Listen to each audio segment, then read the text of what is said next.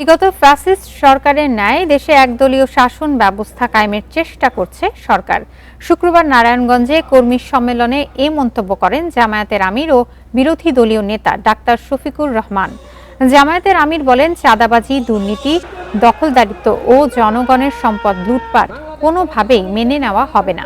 অতীতে যারা ব্যাংক লুট, দখলদারিত্ব ও দুর্নীতির সঙ্গে জড়িত ছিল, শুধু তাদের হাত বদল হয়েছে, সমস্যার সমাধান হয়নি।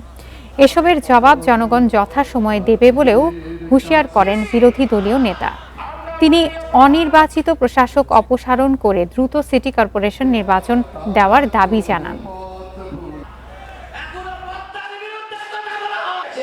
ভোগান্তি ভুলে চলে আসুন রিগালে। ওয়ারেন্টি সহ স্টাইলিশ কালেকশন নিয়ে রেডি রিগাল ফার্নিচার।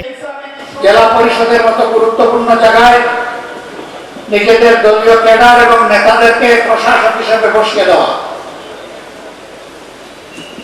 এইভাবে একটা দলীয় শাসন, একদলীয় শাসন বাংলাদেশে কায়েম করার চেষ্টা করা হচ্ছে। ইতিহাস ভুলে গেলে হবে না।